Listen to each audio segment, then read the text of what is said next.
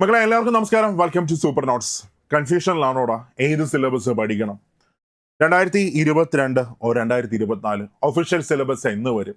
അല്ലെങ്കിൽ നിങ്ങൾ ഇപ്പോഴേ ആവശ്യമില്ലാത്ത കുറേ കാര്യങ്ങളൊക്കെ വെച്ച് ഇങ്ങനെ പഠിച്ചങ്ങ് പോവുകയാണോ? സയൻസ് ഒക്കെ ഇപ്പോഴേ എടുത്തങ്ങ് പോവുകയാണോ? അങ്ങനെയാണെങ്കിൽ നിങ്ങൾ കാണിക്കുന്ന വലിയൊരു മണ്ടത്തരമാണ് ഇപ്പോൾ സംഭവിക്കുന്നത്. ഓക്കെ, ഡീറ്റെയിൽ ആയിട്ടുള്ള ഒഫീഷ്യൽ ആയിട്ടുള്ള സിലബസ് നമുക്ക് എന്ത് ചെയ്യാം, നമുക്ക് ഡിസ്കസ് ചെയ്യാം. Once again welcome to super Notes. അതിന് മുമ്പായിട്ട് നമ്മുടെ ചാനൽ സബ്സ്ക്രൈബ് ചെയ്യാത്തവർ ആരെങ്കിലും ഉണ്ടെങ്കിൽ ഒന്ന് സബ്സ്ക്രൈബ് ചെയ്തേക്കാം. ഇതേപോലെ ലേറ്റസ്റ്റ് ആയിട്ടുള്ള എല്ലാ അപ്ഡേറ്റ്സും നിങ്ങൾക്ക് എന്ത് ചെയ്യാൻ പറ്റും, ആദ്യം അറിയാൻ പറ്റും. ഓക്കെ, സോ 38 പോസ്റ്റുകളിലേക്കാണ് ഗുരുവായൂർ ദേവസ്വം ബോർഡ് നോട്ടിഫിക്കേഷൻ പുറത്തുവിട്ടേക്കുന്നത്. ഇതിനകത്ത് 10ഓളം പോസ്റ്റുകളിൽ എല്ലാവർക്കും എന്ത് ചെയ്യാൻ പറ്റും, അപ്ലൈ ചെയ്യാനായിട്ട് പറ്റും. ഓക്കെ, അപ്പൊ ഇവിടെ അപ്ലൈ ചെയ്യാനുള്ള ലാസ്റ്റ് ഡേറ്റ് ഈ മാസം 28 ഏപ്രിൽ 28 എന്ന് വെച്ചാൽ ഇനി അപ്ലൈ ചെയ്യാനായിട്ട് ഇന്നും കൂടെ ചേർത്ത് എത്ര ദിവസമാണുള്ളത്? 10 ദിവസമാണ് നമ്മുടെ മുമ്പിലുള്ളത്. മക്കളെ, എനിക്കൊരു കാര്യം പറയാനുണ്ട്. നമ്മൾ നോർമലി ഒരു എക്സാമിന് അപ്ലൈ ചെയ്യുന്ന പോലെ അല്ല ഈ ദേവസ്വം ബോർഡ് റിക്രൂട്ട്മെന്റ് ബോർഡിൽ നമ്മളൊരു ടെസ്റ്റിന് വേണ്ടിയിട്ട് ഒരു എക്സാമിന് വേണ്ടി അപ്ലൈ ചെയ്യുന്നത് ഇച്ചിരി ബുദ്ധിമുട്ടാണ്. പ്രത്യേകിച്ച് നിങ്ങൾ യൂസർ നെയിമോ പാസ്വേഡ് ഒക്കെ മുമ്പ് മറന്നു പോയവരുണ്ട് എങ്കിൽ അവർക്കൊക്കെ തന്നെ നമുക്ക് പെട്ടെന്ന് ക്രിയേറ്റ് ചെയ്യാൻ പറ്റത്തില്ല. ദേവസ്വം ബോർഡിലേക്ക് നമുക്ക് മെയിലൊക്കെ അയച്ച് KDRBയിലേക്ക് മെയിലൊക്കെ അയച്ചിട്ട് അവിടുന്ന് റിപ്ലൈ ഒക്കെ കിട്ടി അല്ലെങ്കിൽ ഇങ്ങോട്ടൊക്കെ വിളിച്ച് വേണം നമുക്ക് എന്ത് ചെയ്യാനായിട്ട് ഒന്ന് സെറ്റ് ചെയ്തെടുക്കാനായിട്ട് സമയമെടുക്കുന്ന ഒരു പ്രോസസ്സാണ്. അതുകൊണ്ട് തന്നെ ഇന്നും നാളെയും കൊണ്ട് തന്നെ നിങ്ങളുടെ ആപ്ലിക്കേഷൻ നിങ്ങൾ എന്ത് ചെയ്യുക, നിങ്ങൾ പൂർത്തിയാക്കുക. അവസാന നിമിഷം വരെ ഒന്നും കാത്തിരിക്കരുത്. എന്താണ് ഈ എക്സാമിന്റെ പ്രത്യേകത? ഒറ്റ പ്രത്യേകത മാത്രമേ ഉള്ളൂ. ഇനി അങ്ങോട്ട് വരാൻ പോകുന്ന PSC നോട്ടിഫിക്കേഷന് വേണ്ടി ഇപ്പോൾ നമ്മൾ പഠിച്ചാൽ 2028 29 നമുക്ക് ജോലി കിട്ടത്തുള്ളൂ. പക്ഷേ ഈ എക്സാമിന് വേണ്ടി നമ്മളൊന്ന് പ്രിപ്പയർ ചെയ്താൽ ഈ വർഷം അവസാനം നിങ്ങൾ സർവീസിൽ കയറിയിരിക്കും. ഇതാണ് ഈ ജോലിയുടെ ഏറ്റവും വലിയ പ്രത്യേകത. ഓക്കെ, അപ്പോൾ ആഞ്ഞ് എന്ത് ചെയ്യുക, പ്രിപ്പറേഷൻ നിങ്ങൾ മുമ്പോട്ട് കൊണ്ടുപോവുക. ഇനി നമുക്ക് എന്ത് ചെയ്യാം, LDCയുടെ ഒഫീഷ്യൽ ആയിട്ടുള്ള സിലബസ് എന്താണ് നമുക്കൊന്ന് നോക്കാം. ഓക്കെ മക്കളെ, നിങ്ങളീ കാണുന്നത് KDRBയുടെ ഒഫീഷ്യൽ ആയിട്ടുള്ള വെബ്സൈറ്റ് ആണ്. നിങ്ങളീ കാണുന്നത് കണ്ടായിരുന്നോ? അവിടെ നിങ്ങൾ സിലബസ് എന്ന് സെർച്ച് ചെയ്യുമ്പോൾ അല്ലെങ്കിൽ സിലബസ് എന്ന ടാബ് നിങ്ങൾ ക്ലിക്ക് ചെയ്യുമ്പോൾ അവിടെ എല്ലാത്തിൻ്റെ സിലബസ് നിങ്ങൾക്ക് എന്ത് ചെയ്യാൻ പറ്റും, നിങ്ങൾക്ക് കാണാൻ പറ്റും. ഈ രണ്ടാമത് കിടക്കുന്നത് ശ്രദ്ധിച്ചായിരുന്നോടാ? ഈ രണ്ടാമത് കിടക്കുന്നത് LDCയുടെ സിലബസ് ആണ്. ഈ രണ്ടാമത് കിടക്കുന്നത് ഞാൻ ബോക്സിനകത്ത് മാർക്ക് ചെയ്തിരിക്കുന്നത് LDCയുടെ ഒഫീഷ്യൽ ആയിട്ടുള്ള സിലബസ് ആണ്. ഇന്ന് KDRBയുടെ വെബ്സൈറ്റിനകത്ത് കിടക്കുന്ന LDCയുടെ ഒരേ ഒരു ഒഫീഷ്യൽ ആയിട്ടുള്ള സിലബസ് ആണ് നിങ്ങൾ ഇപ്പോൾ ഈ കാണുന്നത്. അപ്പൊ ഈ സിലബസ് അനുസരിച്ച് വേണം നിങ്ങളുടെ പ്രിപ്പറേഷൻ നിങ്ങൾ എന്ത് ചെയ്യാനായിട്ട് മുമ്പോട്ട് ഇത് 2024 നടന്ന ഏറ്റവും ലേറ്റസ്റ്റ് ആയിട്ടുള്ള മലബാർ ദേവസ്വം ബോർഡ് LDCയുടെ സിലബസ് ആണ് ഇവിടെ ഇട്ടേക്കുന്നത്. അപ്പോൾ പുതിയ സിലബസും ഇത് തന്നെ ആയിരിക്കും. അല്ലെങ്കിൽ മാറിയാൽ തന്നെ ചെറിയ ചെറിയ മാറ്റങ്ങൾ മാത്രമേ എന്ത് വരത്തുള്ളൂ. മാറാനുള്ള സാഹചര്യവും എങ്ങനെയായിരിക്കും, കുറവായിരിക്കും. അപ്പൊ അതുകൊണ്ട് തന്നെ ഈ സിലബസിനകത്ത് സയൻസ് ഒന്നും തന്നെ ഇല്ല.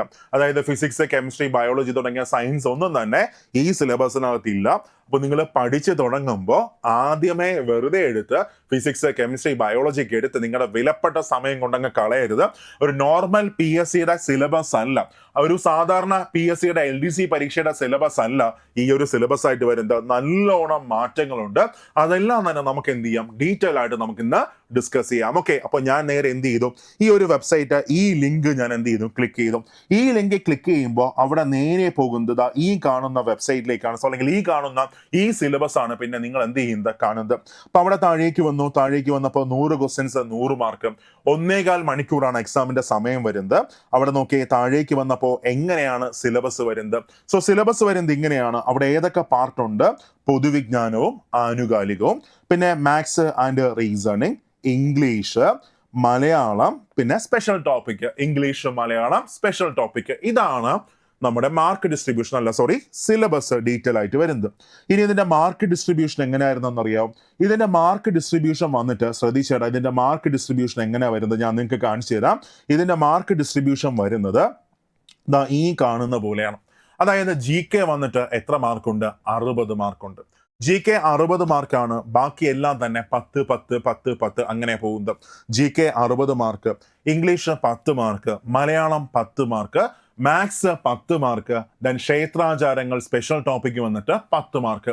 ഇങ്ങനെയാണ് മലബാർ ദേവസ്വം ബോർഡ് LDCയുടെ സിലബസിന്റെ മാർക്ക് ഡിസ്ട്രിബ്യൂഷൻ വരുന്നത്. ഓക്കെ, ലേറ്റസ്റ്റ് ആയിട്ട് നടന്ന എക്സാം അതാണ്. അതിന്റെ മാർക്ക് ഡിസ്ട്രിബ്യൂഷൻ ആണ് നിങ്ങൾ കാണുന്നത്. ഓക്കെ ആണ്, ക്ലിയർ ആണ്? ഓക്കെ, ഇനി നേരെ നമ്മൾ സിലബസിലേക്ക് പോയാൽ നമുക്ക് എന്ത് ചെയ്യാം, സിലബസിലേക്ക് പോവാം. അവിടെ ഏതൊക്കെയാണ് സിലബസിനകത്ത് പറയുന്നത്? ഒന്ന്, GK 60 മാർക്കാണ്. അതിനകത്ത് എന്തൊക്കെയാണ് വരുന്നത്? ഒന്ന് ഇന്റർനാഷണൽ, നാഷണൽ, പിന്നെ കേരളത്തിലെ കറണ്ട് അഫയേഴ്സ് ആണ് ഫസ്റ്റ് പറയുന്നത്. അന്തർദേശീയ, ദേശീയ, പ്രാദേശിക തലങ്ങളിലെ രാഷ്ട്രീയ, സാമ്പത്തിക, സാമൂഹിക, ശാസ്ത്ര, സാങ്കേതിക, കായിക, കല, വിനോദ, സാഹിത്യ മേഖലകളിലെ പ്രധാന ആനുകാലിക സംഭവങ്ങളും പ്രമുഖ വ്യക്തികളും ബഹിരാകാശ പര്യവേഷണ മേഖലയിൽ ഇന്ത്യ കൈവരിച്ച പ്രധാനപ്പെട്ട നേട്ടങ്ങൾ, പ്രമുഖ ദേശീയ, അന്തർദേശീയ ബഹിരാകാശ ഗവേഷണ സ്ഥാപനങ്ങൾ, സാരഥികൾ. ഇതാണ് കറണ്ട് അഫയേഴ്സിനകത്ത് പ്രധാനമായിട്ടും വരുന്നത്. രണ്ട് സാമൂഹിക സാമ്പത്തിക, അതായത് ഇവിടെ ഏത് പാർട്ടാണ്? CA പാർട്ടാണ്, കറണ്ട് അഫയേഴ്സ് ആണ് വരുന്നത്. സാമൂഹിക സാമ്പത്തിക വ്യാവസായിക വിവരവിനിമയ മേഖലകളിൽ സ്വതന്ത്രാനന്തര ഇന്ത്യ കൈവരിച്ച സുപ്രധാന നേട്ടങ്ങളും പ്രധാന വ്യക്തികളും ഇമ്പോർട്ടൻ്റ് ആയ ഒരു ടോപ്പിക്കാണ്.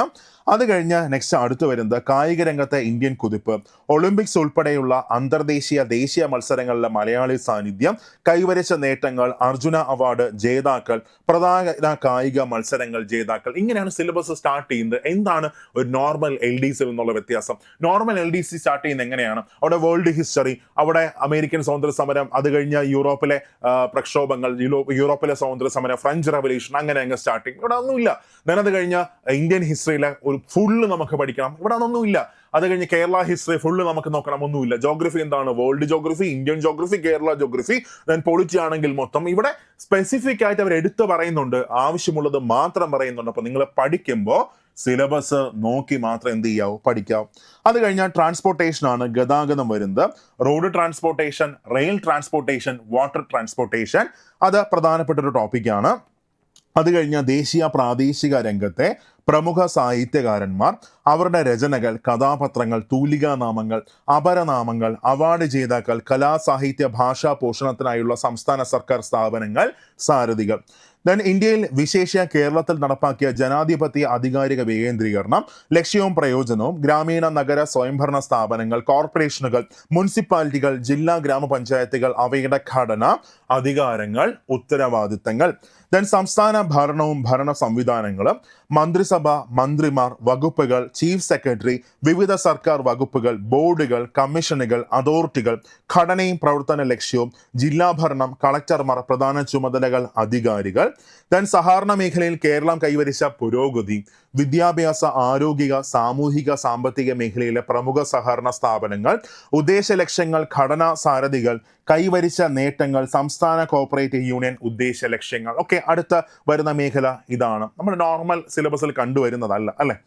അടുത്ത് നേരെ പോകുന്നു. ഇന്ത്യയിൽ പ്രത്യേകിച്ച് കേരളത്തിലെ സംരക്ഷിത പ്രദേശങ്ങൾ, ദേശീയോദ്യാനങ്ങൾ, വന്യജീവി സങ്കേതങ്ങൾ, സാമൂഹിക വനവൽക്കരണ പദ്ധതികൾ, പ്രമുഖ പരിസ്ഥിതി സമ്മേളനങ്ങൾ, പരിസ്ഥിതി സംഘടനകൾ, പരിസ്ഥിതി സംരക്ഷണ നിയമങ്ങൾ, സ്ഥാപനങ്ങൾ, പ്രമുഖ ദേശീയ പരിസ്ഥിതി പ്രവർത്തകർ, അവരുടെ സംഭാവനകൾ, eco tourism. Indian forest detail ആയിട്ട് എന്ത് ചെയ്യുന്നുണ്ട്? പറയുന്നുണ്ട്. ജോഗ്രഫിയിൽ പ്രധാനമായിട്ടും ഇമ്പോർട്ടൻ്റ് ഏതാണ്? ഇന്ത്യൻ ഫോറസ്റ്റ് ആണ്. അത് ഇന്ത്യൻ കോൺസ്റ്റിറ്റ്യൂഷനകത്ത് കുറച്ച് കാര്യങ്ങൾ മാത്രമേ പറയുന്നുള്ളൂ. ഒന്ന് ആമുഖം, രണ്ട് fundamental duties, then fundamental rights, അത് കഴിഞ്ഞ മാർഗനിർദ്ദേശക തത്വങ്ങൾ, DPSP, പിന്നെ ഭരണഘടനാ സ്ഥാപനങ്ങൾ, ദേശീയഗാനം, ദേശീയ ഗീതം, ദേശീയ പതാക എന്നിവയെക്കുറിച്ചുള്ള അടിസ്ഥാന വിവരങ്ങൾ. അത്ര മാത്രമേ പൊളിറ്റിക്കത്ത് എന്ത് ചെയ്യുന്നുള്ളൂ? പറയുന്നുള്ളൂ. അടുത്ത UN, ഐക്യരാഷ്ട്രസഭ, പിറവിയും ലക്ഷ്യങ്ങളും, ഐക്യരാഷ്ട്രസഭയുടെ നിയമപുസ്തകം, അടിസ്ഥാന തത്വങ്ങൾ, അംഗരാജ്യങ്ങൾ, ഔദ്യോഗിക ഭാഷകൾ, പ്രധാന ഘടകങ്ങൾ, അനുബന്ധ സംഘടനകൾ, പ്രവർത്തനം, ആസ്ഥാനങ്ങൾ, ഐക്യരാഷ്ട്ര ദിനം, ആഘോഷ ലക്ഷ്യങ്ങൾ, മറ്റ് അന്താരാഷ്ട്ര കൂട്ടായ്മകൾ, കോമൺവെൽത്ത്, നാം, ചേരിചേരാ പ്രസ്ഥാനം, സാർക്ക്, ആസിയാൻ, ബ്രിക്സ് തുടങ്ങിയ അംഗരാജ്യങ്ങൾ, സംഘടനകളെ കുറിച്ച് എന്ത് ചെയ്യുന്നുണ്ട്? പറയുന്നുണ്ട്. നേരെ കേന്ദ്ര സംസ്ഥാന ഇലക്ഷൻ കമ്മീഷനുകൾ, ഘടന, അധികാരങ്ങൾ, ഉത്തരവാദിത്വങ്ങൾ, ഇലക്ഷൻ പരിഷ്കാരങ്ങൾ, ലോകസഭ, നിയമസഭ, തെരഞ്ഞെടുപ്പുകൾ. ദെൻ അത് കഴിഞ്ഞ് അടുത്ത താഴേക്ക് വരുമ്പോൾ സാമൂഹിക നന്മയും സുരക്ഷയും സാമൂഹിക ഭദ്രതയും, പിന്നെ സാമൂഹിക സാമ്പത്തിക വികസനത്തിനായുള്ള സുപ്രധാന കേന്ദ്ര സംസ്ഥാന നിയമങ്ങൾ, സാമൂഹിക സുരക്ഷയും സാമ്പത്തിക ഉന്നമനത്തിനും വേണ്ടിയിട്ടുള്ള കേന്ദ്ര സംസ്ഥാന പദ്ധതികൾ, സ്ഥാപനങ്ങൾ. കണ്ടോ, സിലബസ് എൻറ്റയർലി ഡിഫറെൻ്റ് ആണ്. ഇത് നോർമലി ഒരു LDCയുമായിട്ട് ഒരിക്കലും നിങ്ങൾ കമ്പയർ ചെയ്യരുത്. ആ വരുന്ന ഒരു സിലബസോ പാറ്റേണോ ഒന്നും തന്നെ അല്ല ഇതിനകത്ത് എന്ത് ചെയ്യുന്നത് വരുന്നത്. അടുത്ത ഇന്ത്യയിലെ അഴിമതി നിരോധന നിയമങ്ങൾ, വിജിലൻസ്, അഴിമതി നിയന്ത്രണത്തിനുള്ള ഭരണഘടനാ സ്ഥാപനങ്ങൾ, Lokpal, central bureau of investigation, കേന്ദ്ര സംസ്ഥാന അഴിമതി നിർമ്മാർജ്ജന സ്ഥാപനങ്ങൾ, ബ്യൂറോകൾ, അധികാരങ്ങളും ഉത്തരവാദിത്വങ്ങളും, ആഗോളതാപനം, ഓസോൺ പാളിയുടെ ശോഷണം, കാരണങ്ങൾ, മുൻകരുതലുകൾ, കാലാവസ്ഥാ വ്യതിയാനങ്ങൾ, മറ്റു പാരിസ്ഥിതിക പ്രത്യാഘാതങ്ങൾ, ഗ്രീൻ ഹൗസ് ഗ്യാസസ്, പിന്നെ ഗ്രീൻ ഹൗസ് എഫക്റ്റ്, ഇതിനെയൊക്കെ കുറിച്ച് എന്ത് ചെയ്യുന്നുണ്ട്, പരാമർശിക്കുന്നുണ്ട്. അത് കഴിഞ്ഞ് നേരെ ഫോറസ്റ്റ് ഇമ്പോർട്ടൻ്റ് ആണ്. ഞാൻ നേരത്തെ പറഞ്ഞില്ലേ, വനങ്ങളുടെ പ്രാധാന്യം, പ്രത്യക്ഷ പരോക്ഷ ഗണങ്ങൾ, വിവിധ തരം വനങ്ങൾ, ഉഷ്ണമേഖല വനങ്ങൾ, നിത്യഹരിത വനങ്ങൾ, ജൈവ വൈവിധ്യവും സംരക്ഷണം, വിവിധ ജലസ്രോതസ്സുകൾ, സമുദ്രങ്ങൾ, നദികൾ, തടാകങ്ങൾ, പ്രമുഖ ജലവൈദ്യുത പദ്ധതികൾ, വനസംരക്ഷണ നിയമങ്ങൾ, ചട്ടങ്ങൾ, വന കുറ്റകൃത്യങ്ങൾക്കുള്ള ശിക്ഷകൾ, അതിനെയൊക്കെ കുറിച്ച് എന്ത് ചെയ്യുന്നുണ്ട്, ഡീറ്റെയിൽ ആയിട്ട് പറയുന്നുണ്ട്. അടുത്ത റോഡ് സുരക്ഷാ നിയമങ്ങൾ. കണ്ടോ, റോഡ് സുരക്ഷാ നിയമങ്ങൾ ഒന്ന് ആലോചിക്കും, എന്തിനാണ് KDRB റോഡ് സുരക്ഷാ നിയമങ്ങൾ സിലബസിൽ ഇട്ടിട്ടേക്കുന്നത്? മക്കളെ, ജീവിതത്തിലെ പ്രയോജനം വരുന്ന ഏതൊക്കെയാണ്? ഇതൊക്കെയാണ് അല്ലെ. നമ്മൾ കുറെ ടാൻ പഠിച്ചു, തീറ്റ പഠിച്ചു, കോഴ്സ് പിടിച്ചു, എന്തെങ്കിലും ലൈഫിൽ പ്രയോജനം ഉണ്ടോ? ഇല്ല. ലൈഫിൽ പ്രയോജനമുള്ള ഏതാണ്? ഇതേപോലെയുള്ള ആവശ്യമുള്ള കാര്യങ്ങളാണ് പ്രയോജനമുള്ളത്. സോ ഇതും എന്താണ്, ഇമ്പോർട്ടൻ്റ് ആണ്. റോഡ് സുരക്ഷാ നിയമങ്ങളും നടപടികളും സംബന്ധിച്ചുള്ള അറിവ്, ട്രാഫിക് നിയമ ലംഘനങ്ങൾ, ട്രാഫിക് നിയമം നടപ്പിലാക്കൽ അധികാരികൾ, റോഡ് സുരക്ഷാ ദിനാചരണം, പ്രാധാന്യവും പ്രസക്തി, കേരളത്തിന്റെ സാംസ്കാരിക വൈവിധ്യം, കേരളീയ കലാ പാരമ്പര്യം, നാടൻ കലകൾ, നാടൻ കലാരൂപങ്ങൾ, അനുഷ്ഠാന കലകൾ. ഓക്കെ, സിലബസ് എന്തോരം ഡിഫറെൻ്റ് ആണ്, നിങ്ങൾ കണ്ടില്ലേ? ഓക്കെ, നേരെ അടുത്തയിലേക്ക് പോവാം. ഇപ്പോഴും പക്ഷേ പലരും പഴയ പോലെ ജോഗ്രഫി ഇന്നത് അത്രയും പഠിച്ചോ മൊത്തം. ഓക്കെ, അത് കഴിഞ്ഞ് ഹിസ്റ്ററി, എനിക്ക് മാർത്താണ്ഡ ഓർമ്മ ഫുൾ എനിക്കറിയാം, എല്ലാ യുദ്ധങ്ങളും എനിക്കറിയാം. ഒരു പ്രയോജനവും ഇല്ല. സിലബസ് അറിഞ്ഞ് മാത്രം എന്ത് ചെയ്യുക, പ്രിപ്പയർ ചെയ്യുക. സയൻസിനെ കുറിച്ചൊന്നും എന്ത് ചെയ്യുന്നില്ല, ഇതിനകത്ത് പരാമർശിക്കുന്നില്ല. ഫിസിക്സ്, കെമിസ്ട്രി, ബയോളജി ഒന്നും എന്ത് ചെയ്യുന്നില്ല, പറയുന്നില്ല. പിന്നെ പ്രമുഖ കലാകാരന്മാർ, വിവിധ സാംസ്കാരിക സ്ഥാപനങ്ങൾ, കോട്ടകൾ, കൊട്ടാരങ്ങൾ, സ്മാരകങ്ങൾ, കേരളത്തിന്റെ ഭൂമിശാസ്ത്രം, ഭൂപ്രകൃതി, കാലാവസ്ഥ, നദികൾ, കായലുകൾ, മണ്ണിനങ്ങൾ, സസ്യജന്തുജാലങ്ങൾ, ഗതാഗതം, വാർത്താവിനിമയം, വ്യവസായം, പ്രകൃതി ദുരന്തങ്ങൾ, പ്രാചീന കേരളം, മധ്യകാല കേരളം, അടിസ്ഥാന വിവരങ്ങൾ കുറച്ച് മാത്രം എന്ത് ചെയ്യുന്നുണ്ട്, പരാമർശിക്കുന്നുണ്ട്. ആധുനിക കേരളം, യൂറോപ്യന്മാരുടെ വരവ്, ബ്രിട്ടീഷ് ആധിപത്യം, ബ്രിട്ടീഷുകാർക്കെതിരെ നടന്ന ചെറുത്തുനിൽപ്പുകൾ, കേരളത്തിലെ വിദ്യാഭ്യാസ രംഗം, ആരോഗ്യരംഗം, സാംസ്കാരിക മേഖല, വ്യാവസായിക മേഖല, പുരോഗതികൾ, അതിൽ നേടിയ പുരോഗതികൾ, സാമൂഹിക പരിഷ്കർത്താക്കൾ, ദേശീയ പ്രസ്ഥാനം കേരളത്തിൽ, ഐക്യ കേരളം, സംസ്ഥാനങ്ങളുടെ രൂപീകരണം, പിന്നെ അത് കഴിഞ്ഞ് അതുമായിട്ട് ബന്ധപ്പെട്ടുള്ള ബാക്കി കറണ്ട് അഫയേഴ്സ്. ഇത്രയുമാണ് GK വരുന്ന ടോപ്പിക്കുകൾ. കണ്ടില്ലേ, സിലബസ് എൻറ്റയർലി എന്താണ്, ഡിഫറെൻ്റ് ആണ്. അടുത്ത നേരെ മാത്സിലേക്ക് പോകുമ്പോൾ മാത്സും റീസണിങ് കൂടെ ചേർത്ത്, അതും എല്ലാം ഇല്ല, ശ്രദ്ധിച്ചോ. മാത്സ് റീസണിങ് കൂടെ ചേർത്ത് എത്ര ടോപ്പിക്കുകളാണ്? 1, 2, 3, 4, 5, 6, 7, 8, 9 ടോപ്പിക്കുകൾ മാത്രമേ മാത്സും റീസണിങ് കൂടെ ചേർത്ത് എന്ത് ചെയ്യുന്നുള്ളൂ, വരുന്നുള്ളൂ. ഞാനിപ്പോൾ ഇവിടെ ഇച്ചിരി വലുതായിട്ടാണ് നിൽക്കുന്നത്. ഞാൻ എന്നെ എന്ത് ചെയ്യാം, ഒന്ന് ചെറുതാക്കാം. അപ്പോൾ നിങ്ങൾക്ക് എന്ത് ചെയ്യാൻ പറ്റും, കുറച്ചും കൂടെ കാര്യങ്ങളൊക്കെ ഒന്ന് മനസ്സിലാക്കാനായിട്ട് പറ്റും. ഓക്കെ, അപ്പോൾ next maths mental ability. 1 ratio and proportion, അംശബന്ധം, അനുപാതം. 2 അളവുകളുടെ അംശബന്ധം, 3 അളവുകളുടെ അംശബന്ധം, നേരനുപാതം, വിപരീത അനുപാതം, ശതമാനം, ശരാശരി, ഭിന്നസംഖ്യകളും ദശാംശ സംഖ്യകളും, നമ്പർ സിസ്റ്റം. അത് കഴിഞ്ഞ ജാമതീയ രൂപങ്ങൾ, പരപ്പളവും, വ്യാപ്തം, വൃത്തം, ത്രികോണം, ചതുരം, ടൈം ആൻഡ് ഡിസ്റ്റൻസ്, ദിശാബോധം. പിന്നെ അത് കഴിഞ്ഞ അനുക്രമങ്ങൾ, സംഖ്യാനുക്രമങ്ങൾ, അക്ഷരാനുക്രമങ്ങൾ, സാധ്യതകളുടെ ഗണിതം. ഇത്രയും മാത്രമേ മാത്സിനകത്ത് എന്ത് ചെയ്യുന്നുള്ളൂ, പരാമർശിക്കുന്നുള്ളൂ.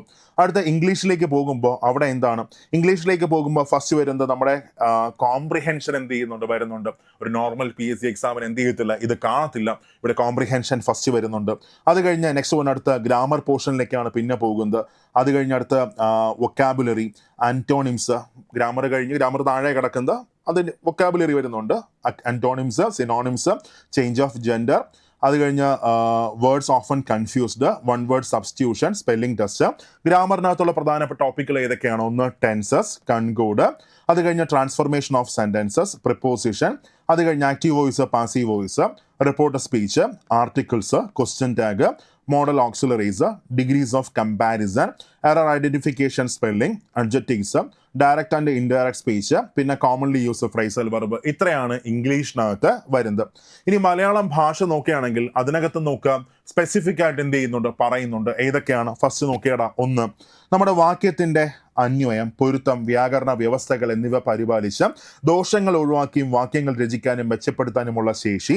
അത് കഴിഞ്ഞ് ലിംഗം, പുരുഷൻ, വിഭക്തി, കാരകം, വചനം, നാമപദങ്ങളുടെ സ്വരൂപം, നാമത്തോട് ചേരുന്ന പ്രത്യയങ്ങൾ, അവ മൂലമുണ്ടാകുന്ന അർത്ഥഭേദം എന്നിവ സംബന്ധിച്ച ധാരണ, കാലം, പ്രകാരം, അനുപ്രയോഗം, ക്രിയാപദങ്ങളുടെ രൂപഭേദങ്ങൾ, ക്രിയയോട് ചേരുന്ന പ്രത്യയങ്ങൾ, വാക്യത്തിന്റെ അർത്ഥത്തിനുണ്ടാകുന്ന ഭേദകങ്ങൾ എന്നിവയെക്കുറിച്ചുള്ള ധാരണ, വിശേഷണം വന്നിട്ട് വിശേഷപദങ്ങൾ, അവയുടെ ധർമ്മം, പ്രയോഗം തുടങ്ങിയവയിലുള്ള ധാരണ, അത് കഴിഞ്ഞ അടുത്ത പദ നിഷ്പാദനം, പിന്നെ ശൈലി. ഇത്രയാണ് മലയാളത്തിനകത്ത് എന്ത് ചെയ്യുന്നത്, പരാമർശിക്കുന്നത്. ഓക്കെ, നെക്സ്റ്റ് നേരെ പോകുമ്പോൾ നേരെ ക്ഷേത്രാചാരങ്ങൾ സ്പെഷ്യൽ ടോപ്പിക്കാണ്. അടിപൊളി സ്പെഷ്യൽ ടോപ്പിക്കാണ്. കേരളത്തിന്റെ ചരിത്രവും സംസ്കാരവും പാരമ്പര്യവും വിളിച്ചോതുന്ന ക്ഷേത്രോത്സവങ്ങൾ, ആഘോഷങ്ങൾ, അവയുടെ സാമൂഹിക പ്രസക്തിയും പ്രാധാന്യവും, കേരളത്തിലെ പ്രമുഖ ക്ഷേത്രങ്ങൾ, പ്രത്യേകതകൾ, സവിശേഷ നിത്യാനുഷ്ഠാനങ്ങൾ, ക്ഷേത്ര മര്യാദകൾ, ക്ഷേത്ര കലകൾ, ക്ഷേത്രവാദ്യങ്ങൾ, കേരളീയ ക്ഷേത്ര വാസ്തുശൈലി, അനുഷ്ഠാന കലകൾ, അനുഷ്ഠാന വാദ്യകലകൾ, വേദങ്ങൾ, ഉപനിഷത്തുകൾ, പുരാണങ്ങൾ, മറ്റ് പ്രമുഖ ഹൈന്ദവ മത ഗ്രന്ഥങ്ങൾ, അവയുടെ സ്രഷ്ടാക്കൾ, കഥാപാത്രങ്ങൾ, ഹൈന്ദവ ആചാര്യന്മാർ, തത്വചിന്തകർ, സാമൂഹിക പരിഷ്കർത്താക്കൾ, തൻ ഭക്തിപ്രസ്ഥാനം, ആവിർഭാവം, ഭക്തിപ്രധാന നായകർ, അവരുടെ ആധ്യാത്മിക രചനകൾ, വിവിധ ദേവസ്വം ബോർഡുകൾ, ആവിർഭാവം, നിലവിലെ ശ്രേണി ക്രമീകരണവും ക്ഷേത്രഭരണവും, കേരള ദേവസ്വം റിക്രൂട്ട്മെന്റ് ബോർഡ് ആവിർഭാവം, കടമകളും ഉത്തരവാദിത്തങ്ങളും, പിന്നെ ഭരണ ശ്രേണി ക്രമീകരണവും. ഇത്രയുമാണ് സ്പെഷ്യൽ ടോപ്പിക്കിനകത്ത് വരുന്നത്. ഇവിടെയും എന്താണ്, കുറച്ച് ഡിഫറെന്റ് ആണ്. അപ്പൊ ഇത്രയുമാണ് ഡീറ്റെയിൽഡ് ആയിട്ടുള്ളൊരു സിലബസ് LDCക്ക് നമുക്ക് പഠിക്കാനുള്ളത്. നോക്കേ, ഒരു PSC LD എക്സാമുമായിട്ട് എന്തോരം വ്യത്യാസങ്ങളാണ് ഈ സിലബസിനകത്ത് വരുന്നത് നിങ്ങൾക്ക് എന്ത് ചെയ്തു, നന്നായിട്ട് മനസ്സിലായി, ശരിയല്ലേ? അപ്പോൾ ഒന്ന് ചിന്തിക്കേ, നമ്മൾ പഴയ സിലബസ് നോക്കി പഠിച്ചിട്ട് എന്തെങ്കിലും പ്രയോജനം ഉണ്ടോ? ഇല്ല. അപ്പോൾ നിങ്ങൾ എന്ത് ചെയ്യുക, പുതിയ സിലബസിനനുസരിച്ച്, പുതിയ പാറ്റേൺ അനുസരിച്ച് നിങ്ങൾ എന്ത് ചെയ്യുക, നിങ്ങളുടെ പ്രിപ്പറേഷൻ നിങ്ങൾ എന്ത് ചെയ്യുക, നിങ്ങൾ മുമ്പോട്ട് കൊണ്ടുപോവുക. ഓക്കെ, ഇതിനനുസരിച്ചാണ് കഴിഞ്ഞ ക്വസ്റ്റ്യനും എന്ത് ചെയ്തത് വന്നത്. നോക്കിയടാ, കഴിഞ്ഞ തവണ വന്നത് സിമ്പിൾ ക്വസ്റ്റ്യൻസ് ആയിരുന്നു. മലബാർ ദേവസ്വത്തിൻ്റെത് സിമ്പിൾ ക്വസ്റ്റ്യൻസ് ആയിരുന്നു. ഇതിനകത്തൊന്നും തന്നെ ഏതില്ല, സയൻസിലെ ക്വസ്റ്റ്യൻസ് ഒന്നും തന്നെ വരുന്നില്ല. ഇതിപ്പോൾ സിലബസ് മാറുകയാണെങ്കിൽ ആ സമയത്ത് നമ്മൾ എന്ത് ചെയ്താൽ മതി, പഠിച്ചാൽ മതി. അല്ലാതെ വെറുതെ ഒരു ഇല്ലാത്ത സിലബസിനനുസരിച്ച് ഇപ്പോഴേ നമ്മുടെ പ്രിപ്പറേഷൻ എന്ത് ചെയ്യേണ്ട, മുന്നോട്ട് കൊണ്ടുപോകണ്ട. ഓക്കെ അല്ലേ? ക്ലിയർ ആണ്? ഇത്രയും നന്നായിട്ട് ഞാൻ ഈ പറഞ്ഞ നന്നായിട്ട് മനസ്സിലായി എന്നാണ് എൻ്റെ വിശ്വാസം. ഓക്കെ, ഇനി മക്കളെ നോക്കിയിടാം, ഈ 38 പോസ്റ്റുകളിലേക്കാണ് ഇപ്പൊ നോട്ടിഫിക്കേഷൻ വന്നേക്കുന്നത്. അപ്ലൈ ചെയ്യാനുള്ള ലാസ്റ്റ് ഡേറ്റ് ഈ മാസം 28 ഓക്കെ, ദെൻ അത് കഴിഞ്ഞാൽ ഈ 10 പോസ്റ്റുകൾ എല്ലാവർക്കും എന്ത് ചെയ്യാൻ പറ്റും, അപ്ലൈ ചെയ്യാൻ പറ്റും. അതായത് ഇതിനകത്ത് 7 പോസ്റ്റുകളുടെ ക്വാളിഫിക്കേഷൻ 7th പാസ്സാണ്, 2 പോസ്റ്റുകളുടെ ക്വാളിഫിക്കേഷൻ 10ാം ക്ലാസ് പാസ്സാണ്, 1 പോസ്റ്റിന്റെ ക്വാളിഫിക്കേഷൻ +2 പാസ്സാണ്. ഇത്രയും ഉണ്ടെങ്കിൽ ഈ 10 പോസ്റ്റുകളിലേക്ക് നിങ്ങൾക്ക് എന്ത് ചെയ്യാൻ പറ്റും, അപ്ലൈ ചെയ്യാനായിട്ട് പറ്റും.